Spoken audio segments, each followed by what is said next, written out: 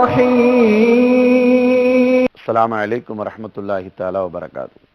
அளவற்ற அருளாளனும் நிகரற்ற அன்புடையவனுமாகிய எல்லாம் வல்ல அல்லாஹ்வின் திருப்பெயர் போட்டு ஆரம்பம் செய்கின்றேன். கண்ணியத்திற்குரிய பெரியோர்களே, சகோதரர்களே, தாய்மார்களே, சகோதரிகளே, மனிதனுடைய சராசரியான வாழ்க்கையிலே ஒவ்வொரு நிலைகளிலேயும் அவரவர்கள் பின்பற்ற தகுந்த அழகான நெறிமுறைகளை நபிகள் நாயகம் ஸல்லல்லாஹு அலைஹி வஸல்லம் அவர்கள் சொல்லி தந்திருக்கிறார்கள்.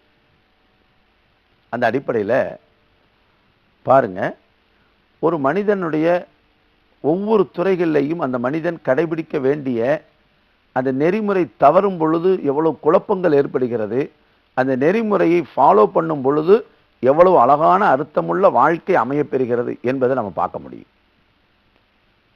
ஸல்லல்லாஹு அலைஹி வஸல்லம் சொன்னாங்க, இதா கான ஸலாஸத்து ஃபி ஸஃபரின், ஒரு பிரயாணத்தில் நீங்க ஒரு 3 பேர் இருந்தீங்கன்னா ஃபல்யுஅம்மிரு அஹதுஹும், அதில் ஒருத்தரை தலைவராக ஆக்கி கொள்ளுங்கள். விளங்குதுங்களா? எங்க ஒரு பிரயாணத்தில் நீங்க ஒரு 3 பேர் போறீங்க, அதுல நீங்க யாராவது ஒருத்தர் என்னவாக்கிங்க சொல்லுங்க, அமீர் ஆக்கிங்க, தலைவர் ஆக்கிங்க. அப்படின்னா உங்களுக்கு தெரியாது, தலைவராக்கி கொள்ளுங்கள். இது ஸல்லல்லாஹு அலைஹி வஸல்லம் சொல்லிக் கொடுத்த நெறிமுறை. இதுல என்னங்க ஏற்படும்? அம்மா, அப்பா, புள்ள 3 பேர் போறாங்க பிரயாணத்துல. இதுல யாருங்க தலைவர்? அம்மாவா? இது அம்மா வீட்டுல தானே தலைவர், வீட்டுல அம்மா தான் தலைவர் அல்ல, தானா எடுத்துக்கிச்சு. பாவம் அப்பா என்னவா இருக்காரு, அதனால என்னவாயிருச்சு, அம்மா எடுத்துக்கிச்சு. அம்மா தலைவி அல்ல, வீட்டின் தலைவன் யாருதான்? தலைவன் தான், தந்தை தான் தலைவன். அதனால ஒரு பிரயாணத்துல ஒரு தலைவரை நீங்க என்ன செய்யுங்க, நியமனம் செஞ்சுங்க. இல்லைண்டா ஆளுக்கு ஒரு பக்கம் இழுத்துட்டு போயிருவாங்க, உங்க பிரயாணமே கெட்டு போயிடும். இன்னைக்கு வாழ்க்கையில டீ குடிக்க போய் உட்கார்றோம், 3 பேர் 3 விதமா சொல்றான். ஒருத்தன் ஸ்ட்ராங்குங்கிறான், ஒருத்தன் லைட்டுங்கிறான், ஒருத்தன் சுகர் கம்மிங்கிறான். 3 பேர் ஒரே வயிற்றுல பிறந்த குழந்தை தான், ஆனா 3 விதமா என்ன செய்யுது? ஒன்னு முருகலாங்குது, ஒன்னு லைட்டா பிரமாங்குது, ஒன்னு லேசா சுக்கான்னு சொல்லுது. என்னங்க அர்த்தம்? ஒரு வயிற்றுல பிறந்ததுன்னா இப்படிப்பட்ட டேஸ்டுக்கு உட்படுத்தப்பட்டிருக்கோம். இது உண்ணுகின்ற நேரத்தில் இருக்கக்கூடியது மட்டுமல்ல, வாழ்க்கையிலையும் இந்த பிரச்சனை வரும், பிரயாணத்திலையும் வரும். அதனாலதான் நீங்க உங்களுக்கு இடையில யார் ஆக்கிக்கிங்க? ஒரு அமீரை, ஒரு தலைவரை நியமனம் செய்து கொள்ளுங்கள். அழகான அர்த்தமான வார்த்தைங்க. இது இல்லாதனாலதான் குழப்பமாகுது. ஒருத்தர் இப்ப சாப்பிடலாங்குவாரு, இன்னொருத்தர் இப்ப வேணாங்குவாரு, ஒருத்தர் நீங்க மட்டும் சாப்பிடுங்காங்குவாரு. இதுல குழப்பமாகி போயிரும், பிரயாணத்துல அழகு கெட்டு போயிரும், ஒருத்தருக்கு ஒருத்தர் அந்த முகப்பத்து கெட்டு போயிரும். அதனாலதான் ஸல்லல்லாஹு அலைஹி வஸல்லம் ஒருத்தரை தலைவரா வச்சுக்கோங்க. அவர்கிட்ட உட்காந்து கேட்கறோம், இப்ப என்ன செய்யலாம்? சரி, இப்ப இல்லைங்க, எல்லாமே தூங்கிடுவோம், எந்திரிச்சு சாப்பிடுவோம், பிரச்சனை இல்லை, எல்லாத்துக்கும் உணவு கிடைக்கும். இல்லாட்டி 2 பேர் சாப்பிட்டாங்க, ஒருத்தர் அப்புறமேல் தூங்கிட்டு சாப்பிடலான்னு பார்த்தாரு, இந்த 2 பேருமே பரக்கத்தா சாப்பிட்டாங்க. அவர் எஞ்சி பார்க்கறாரு, அவருக்கு உணவு இல்லாமல் போச்சு. குழப்பம் வருமா இல்லையா? பிரயாணம் கெட்டு போயிரும், கசந்துரும். பிரயாணம் கசந்துருச்சுண்டா அதுல நீங்க ஒரு அழகான ஒரு தத்துவத்தை, பிரயாணத்துக்குன்னு இருக்கக்கூடிய நெறிமுறையை ஃபாலோ பண்ண முடியாது. எனவேதான் நபி ஸல்லல்லாஹு அலைஹி வஸல்லம் பிரயாணத்திலேயே நீங்க 3 பேர் இருந்தால் அதிலே ஒருத்தரை தலைவராக ஏற்படுத்திக் கொள்ளுங்கள்னு சொல்றாங்கண்டா, நாம வாழ்ற நேரத்துல நமக்குன்னு ஒரு கூட்டமைப்புக்கு தலைவர் இருக்கணுமா இல்லையா?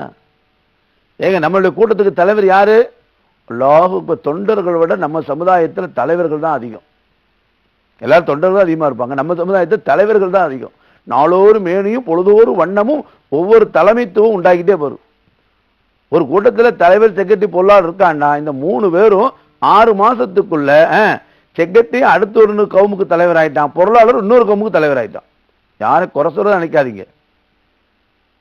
ஏன்னா தலைமையில இருக்கணும்னு விரும்புறான், நான் தலைவனாக இருக்கணும்னு விரும்புறான். என்ன தலைவான்னு கூப்பிடணும், எப்படி தலைவா அப்படின்னு கூப்பிடணும். இது ஒரு மனிதனுடைய உள்ளத்துல வந்ததுக்கு பிறகு அங்கங்க ஒரு அமீருக்கு கட்டுப்படுவாங்க. அதனாலதான் 3 பேர் இருந்தாலும் அதிலே ஒருவரை நீங்கள் தலைமைக்கு முடிவெடுங்கள். தலைமைன்னு முடிவெடுத்துட்டோம்னா தலைமைக்கு கட்டுப்படுங்கள். தலைமைக்கு கட்டுப்பட்டால் யாருக்கு கட்டுப்பட்ட மாதிரி சொல்லுங்க? அல்லாஹ்வுக்கு கட்டுப்பட்ட மாதிரிங்க. அப்ப அல்லாஹ்வுக்கு கட்டுப்பட்டு நடந்தோம்னா அல்லாஹ் நமக்கு எப்படி எல்லாம் உதவி செய்வான். அது மாதிரி நீ தலைவனுக்கு கட்டுப்பட்டு நடக்கும் பொழுதும் இங்கேயும் சீராக இருக்கும். இன்னைக்கு இந்த சமுதாயம் அவிழ்த்து விடப்பட்ட நெல்லிக்காய்களை போல சிதறி கிடப்பதற்கு காரணம் என்ன? நெஞ்சில கை வச்சு சொல்லுங்க, என்ன காரணம்? தலைமை இல்லை. தலைமை இருந்தாலும் ஏற்றுக்கொள்ளவில்லை. தலைமை ஏற்றுக்கொண்டதுக்கு பிறகு கட்டுப்படவில்லை. அப்புறம் எங்க அவிழ்த்து விடப்பட்ட நெல்லிக்காயை தான் ஓடிக்கிட்டு இருக்க முடியும்? அப்படியே செதறி கிடக்குது, செதறி கிடக்குது. நம்மால் இல்லாத கட்சி இருக்கா? நான் கேட்கிறேன். அல்லாஹு அக்பர். எல்லாத்துலயும் இருப்பேன். அப்ப எப்படி நம்ம உன்னை சாதிப்பது? பிரயாணத்தில் இருக்கக்கூடிய 3 நபர்களே ஒரு தலைமையை ஏற்படுத்த வேண்டும் என்று நபி அவர்கள் சொன்னார்கள் என்றால், நம்ம கூட்டு வாழ்க்கையில எப்படிப்பட்ட ஒரு தலைமைக்கு கட்டுப்பட்டு நாம் நடப்பதற்கு கடமைப்பட்டிருக்கிறோம். இன்ஷா அல்லாஹ் உணரலாமா? அப்படிப்பட்ட ஒரு அழகான அர்த்தமுள்ள தலைமைக்கு அல்லாஹ் நம்மை கட்டுப்படக்கூடிய தலைமையை தருவானாக. அந்த தலைமையை பெற்ற நாம் தலைமைக்கு கட்டுப்பட்டு நடக்கக்கூடிய தௌஃபீக்கை தருவானாக. இன்ஷா அல்லாஹ் நாளை சந்திப்போமா?